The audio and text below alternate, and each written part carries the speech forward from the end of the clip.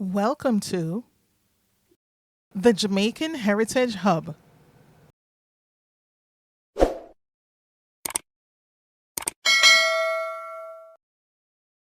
Today, we're going to be tracing every major hurricane that has directly impacted Jamaica, from the great storms of the 1700s to names that we're unfortunately familiar with, like Gilbert, Ivan, Sandy, Granny Beryl, and Dirty Girl Melissa. Now, for clarification, directly impacted in this context means the storm either made landfall or passed closely enough that Jamaica experienced significant damage. Now, between June and November, the Atlantic forms roughly 10 tropical storms each season, and some do grow into hurricanes. Jamaica is squarely in what is known as the hurricane belt, and as such, we faced these destructive systems for centuries. I'm going to say the last part again. We have faced these destructive systems for centuries. All right. Records from the Meteorological Service of Jamaica show that hurricanes are a recurring threat to us. The earliest known reference we have dates back to 1559 when a hurricane caused severe island wide damage. Let's walk through this story in four chapters: the 18th century, the 19th century, the 20th, and the 21st century. August 28, 1722, a colossal storm ravaged the entire island. The eye passed directly over Port Royal, where water rose approximately 15 feet. Kingston lay in ruins, plantations were flattened, and over 400 lives were lost. October 22nd, 1726, a hurricane struck the eastern end of the island. Houses fell in Spanish Town, Kingston, Port Royal, and approximately 50 ships were wrecked. October 20th, 1744, a great hurricane damaged the whole island. 104 ships were wrecked in the harbor. Fort Augusta was destroyed. Fort Augusta, the fort, not Fort Augusta prison, and wharves were swept away, and a widespread scourge of diseases followed this hurricane. October 3rd, 1780. Southern Jamaica got this one the worst, and the entire town of Savannah Lamar was decimated. And to make matters worse, an earthquake soon followed. October 20th, 1786, another storm that resulted in food scarcity and new colonial credit laws, which were enacted in 1788. It looked like October did really bad luck with hurricane in the 18th century. Why? In the 19th century, October 12 to 14, 1812. Why? 3 days? That must have been like Melissa's great, great somebody, because this large storm affected the entire island. Kingston and Savannah Lamar were heavily damaged, and an earthquake accompanied it. August 1st and 28th, 1813. Shipping and coastal towns were badly battered, especially Kingston and Savannah Lamar again. August 18th to 19th in 1815. Eastern Jamaica got flooded, and great destruction occurred in St. George and St. David. Okay, sidebar. Quick note on the parish names. St. George and St. David were parishes that existed up until 1866. St. George was on the north side of Surrey and is what's now known as Portland and St. Mary. St. David in the east was merged into St. Thomas. St. Thomas did exist at that time. So the other little piece, they just put that into what we know now as St. Thomas. These are the historic names, and so we're using them for accuracy, right? No, September 1st, 1874. Kingston, St. Andrew, St. Anne, and St. Mary got hit the hardest in this storm. Bridges were twisted and wiped out. Supposedly, whole villages washed away, and crops were absolutely ruined. August 18th, 1880, was described as a great hurricane with dual cyclones struck the eastern end of the island. 25 deaths were recorded, and Kingston wharves were again destroyed. June 27th, and then August 18th and 20th, 1886. The June storm grazed to the east, and the August storm was a direct hit, crossing across the island from east all the way across to Montego Bay. Whoa. Now we're in the 20th century. August 11th, 1903, there was a cross island hurricane. 65 deaths were reported, and the damages were estimated to be about £125,000. That was a lot of money. That's probably millions and millions and millions right now. In 1912, November 10th to 18, two systems merged into a ridiculously furious hurricane. Over 100 deaths were reported. Tidal wave happened in Savannah Lamar, and there was widespread destruction in Lucy and Green Island in Hanover. August 12th to 13, 1915, this storm, the center passed over Buff Bay, St. Mary. So this was a true landfall, and coastal towns were wrecked. Rails were washed away. There were 11 deaths, and the banana industry was ruined. For those of us who don't know, Jamaica once had a robust railroad network, and banana was king along with sugarcane and coffee at that time. This is before bauxite. So now, September 23rd, 1917, two centers tracked along the island. Can you imagine that? Two storms like what happened the other day with the Fujimoto thing. 57 people dead, and the entire northern part of the island was damaged. 1933 and 1932. Another storm, right? Banana crops, 70% were destroyed. Remember, banana was one of the kings at that time.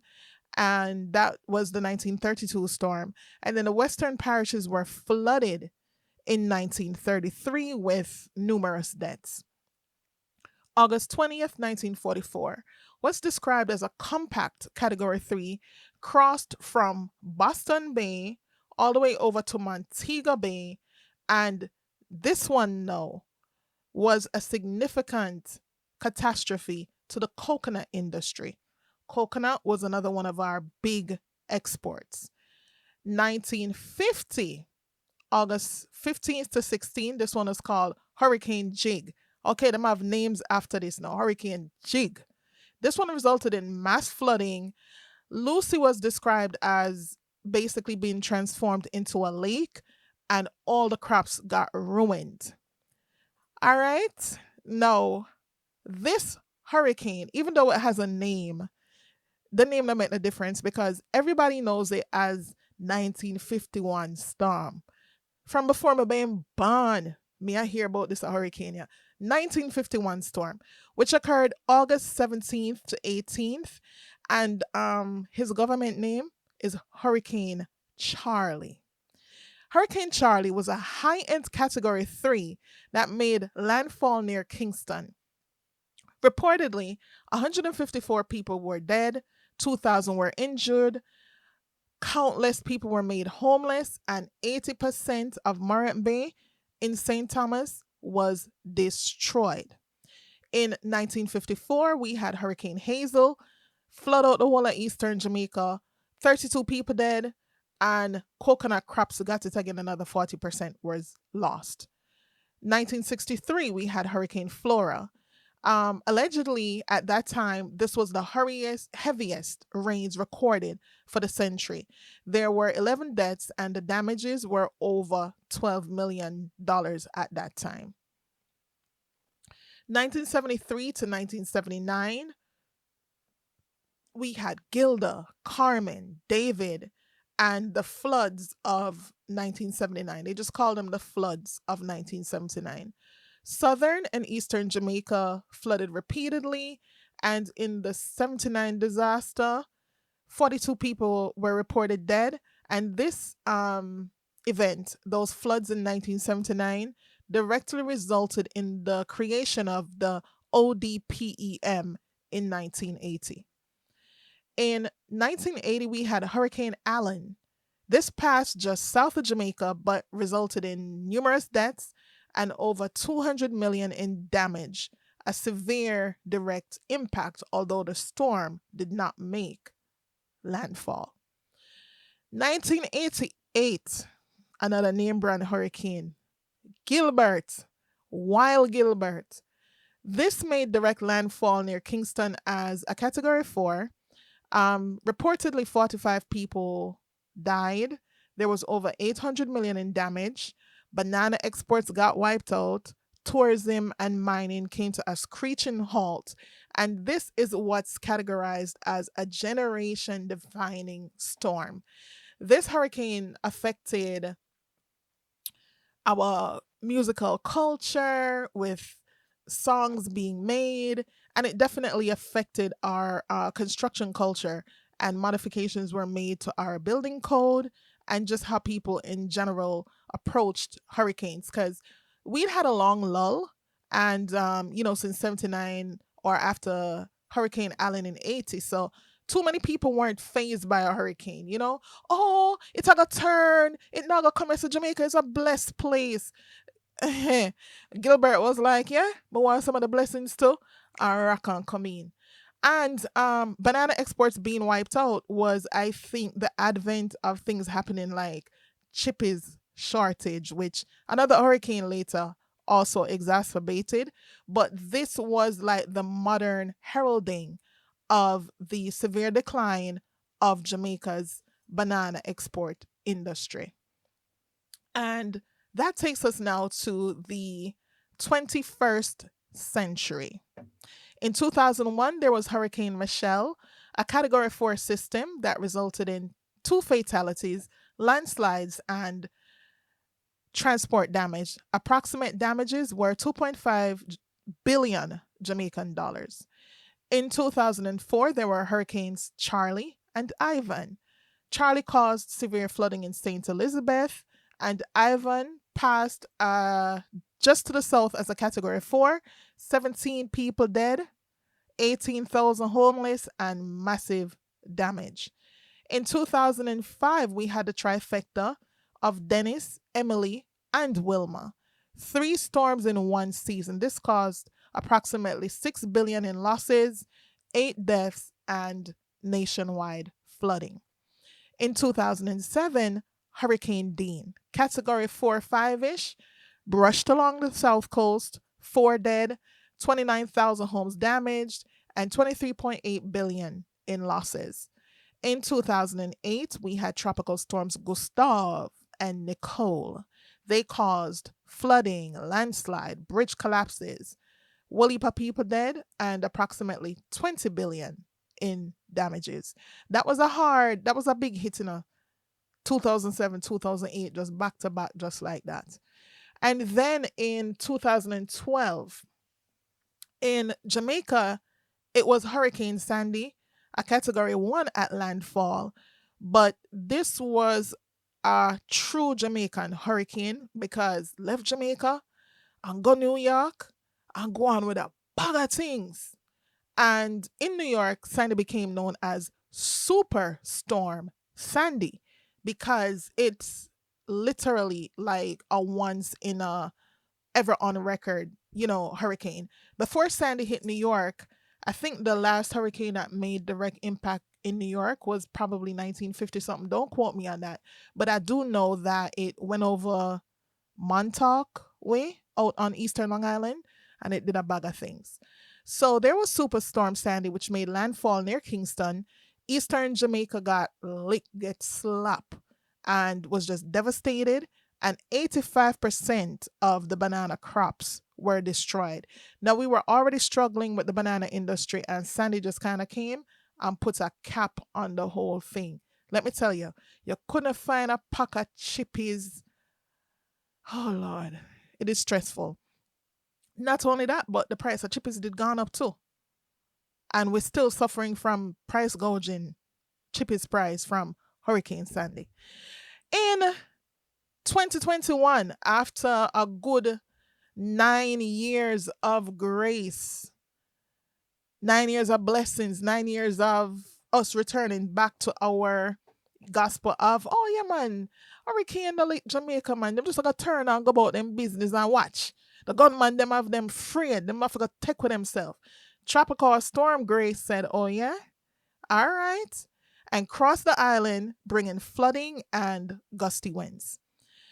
In 2024, July 3rd to be precise, no, true story.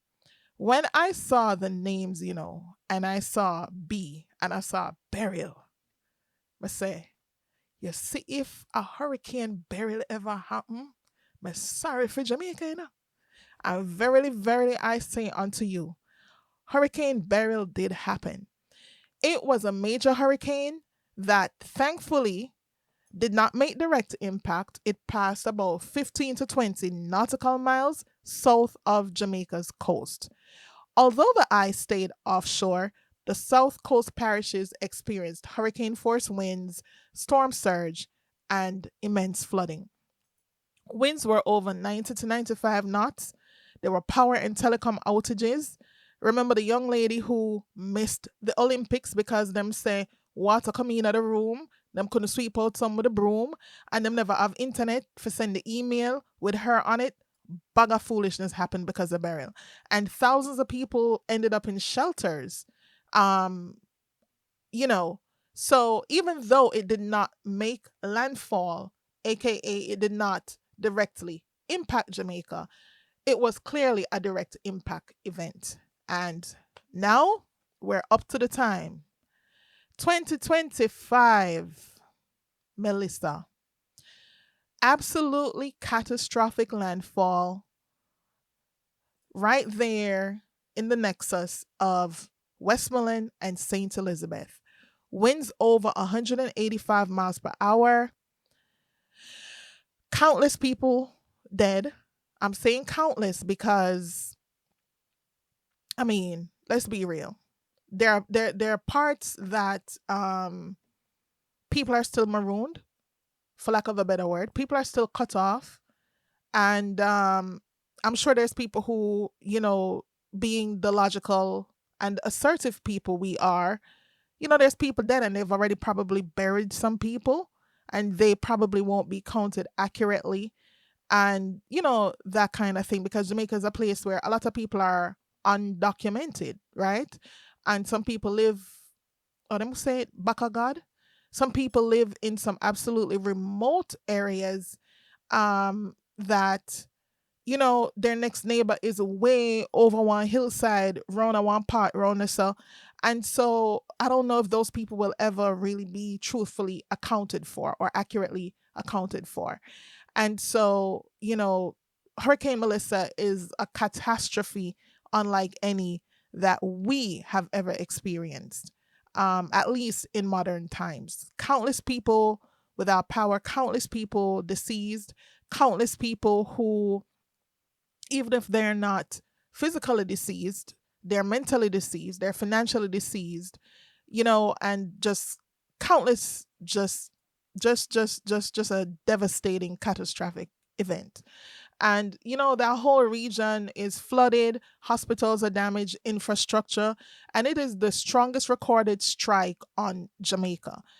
And you know commendation must be given to everyone who has stepped up and has really taken the national pledge to heart, and before God and all mankind, they're putting themselves on the line to assist in whatever ways they can, whether it's facilitating communication, whether it's, fundraising, whether it's they themselves going and putting their bodies on the line and assisting however they can.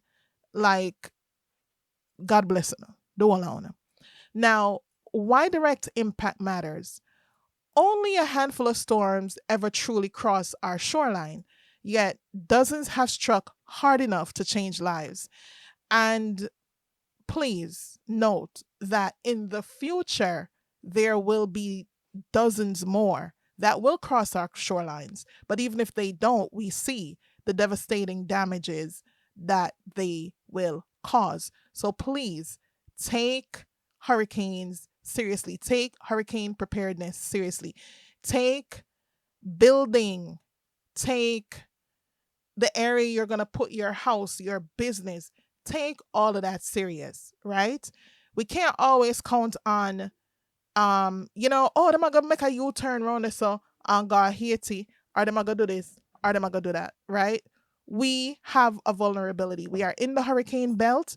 This thing is inevitable, has been inevitable for centuries.